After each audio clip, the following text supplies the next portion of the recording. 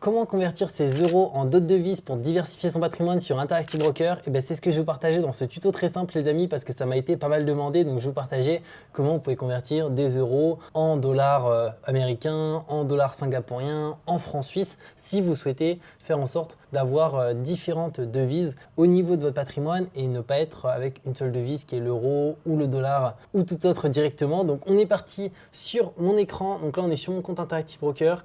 D'ailleurs, on peut le voir, c'est pas très beau depuis le début de l'année, ma performance, parce que les marchés ont pas mal baissé, notamment les marchés américains avec un moins 7% au 23 mars 2025. Mais encore une fois, rien de grave à ce niveau-là parce qu'on investit sur le long terme. Donc même si ça baisse de moins 20, moins 50, eh ben on sera là toujours pour acheter. Donc, du coup, ce qui va nous intéresser là, c'est vraiment la conversion des devises. Donc, une fois que vous avez votre compte Interactive Broker, vous avez directement de toute manière votre performance qui s'affiche ici. D'ailleurs, vous pouvez vous comparer à des benchmarks directement si vous voulez voir, imaginons mon portefeuille par rapport au Nasdaq. Qu'est-ce que ça a donné? On peut voir que c'est à peu près comme le Nasdaq. On sous-performe un petit peu moins que le Nasdaq en début d'année, mais c'est pas non plus fou parce que si on compare à d'autres indices boursiers, on compare au DAX, je pense que le DAX a beaucoup plus monté.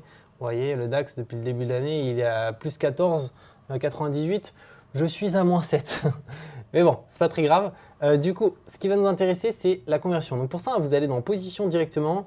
Bien entendu, juste avant, si vous n'avez pas un compte Interactive Broker, je vous mettrai un lien dans cette vidéo qui vous permet de créer votre compte gratuitement, que ce soit un compte titre ou un PEA. Donc moi, c'est pas un PEA que j'ai, c'est un compte titre sur Interactive Broker.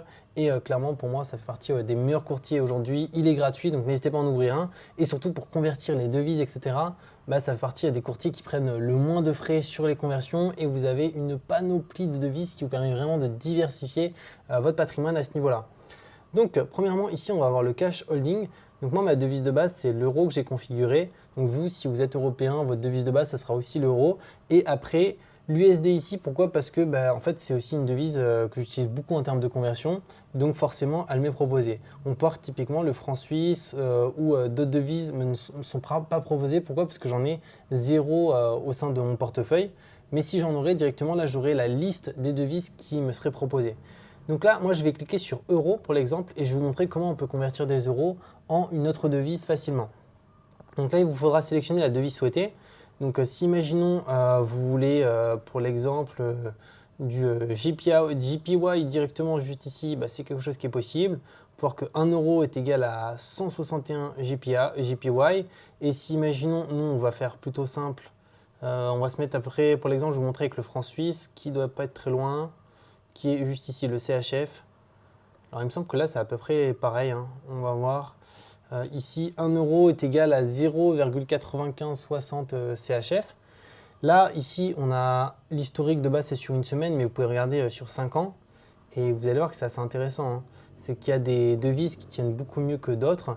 Regardez ici l'euro face au franc suisse. Et on peut voir que l'euro, par rapport au franc suisse, depuis ne serait-ce qu'ici 2020, mais sur un historique plus long, c'est encore plus flagrant, il s'est littéralement effondré juste ici. Donc le franc suisse a été une meilleure devise refuge. Si on prend un exemple face au dollar, qui doit être en bas, l'USD, voilà, juste là, on va se mettre sur 5 ans. Là, on peut voir que c'est un peu plus les montagnes russes. On peut voir qu'ici, en 2021, l'euro s'était littéralement effondré. Rappelez-vous, avec un moment, on a vu la parité, c'est-à-dire 1 euro est égal à 1 dollar, c'est un petit peu remonté.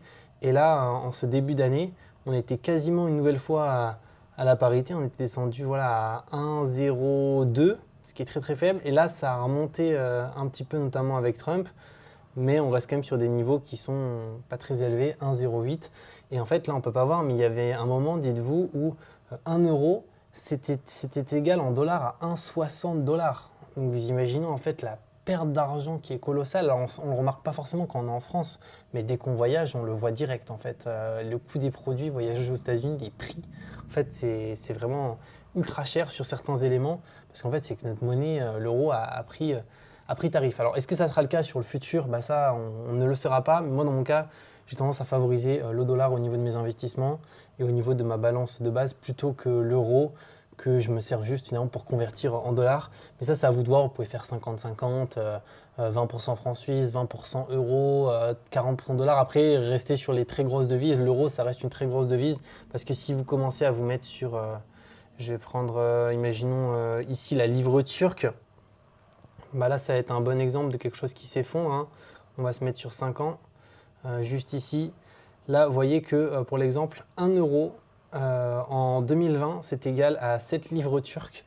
Et du coup, maintenant, 1 euro, c'est égal à voilà, 30, carrément 40 livres turcs. Donc là, en fait, leur monnaie, elle a été divisée par 4 à peu près. Donc c'est pour ça que c'est important cet élément sur les devises. Je voulais vous faire ce petit tuto. De toute façon, ça avait été pas mal demandé, mais comme ça vous montre un peu comment vous pouvez le faire. Et en sachant que aussi, si pour le coup, vous investissez, imaginons, sur un ETF S&P 500, même si celui-ci, il est coté en euros, sachez que vous vous exposez quand même au dollar parce que les entreprises vendent leurs produits en dollars, etc. Et pareil, si vous investissez sur un ETF en dollars, c'est exactement la même chose parce que juste si vous investissez sur un ETF en dollars, vous allez beaucoup plus le remarquer parce que quand vous allez vendre, souvent vous allez vendre dans votre devise de base qui est l'euro et donc là, vous allez voir la différence. Mais de toute manière, ça reste vraiment la même chose là-dessus. Et donc juste pour vous prendre un exemple, on va le faire avec du franc suisse qui était juste là. Et je vais marquer juste ici 500. Donc si je souhaite convertir 500 euros, ça fait 477 francs suisses. Et là, je peux juste faire transmettre juste ici. Alors, je ne vais pas le faire, sinon ça va me passer un ordre. Mais concrètement, l'ordre s'exécute automatiquement. Et après, j'aurai ma ligne francs suisse un petit peu plus bas qui me sera affichée directement. Et aussi, Interactive Broker rémunère les liquidités. Alors, pour le coup, ça va dépendre des montants investis. Donc, je ne pourrais pas vous dire précisément, n'hésitez pas à aller voir. Mais je sais que celle qui rémunère le plus en termes de liquidité, ça reste le dollar aujourd'hui.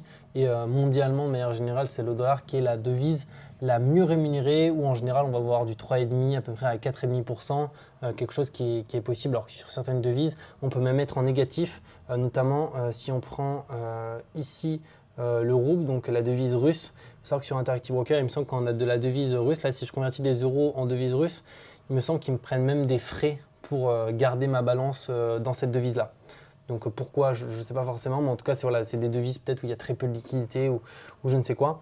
Mais voilà par rapport à ce tuto sur comment convertir des devises facilement pour notamment diversifier son patrimoine à ce niveau-là. N'hésitez pas si vous avez des questions les amis. Et comme je l'ai dit, de toute façon, je vous mets les liens sur cette vidéo, enfin le lien pour ouvrir votre compte Interactive Broker et au-delà de ça, pouvoir diversifier et au-delà de ça, surtout investir avec des frais qui sont faibles. Et de toute manière, on se retrouve très bientôt pour de nouvelles vidéos.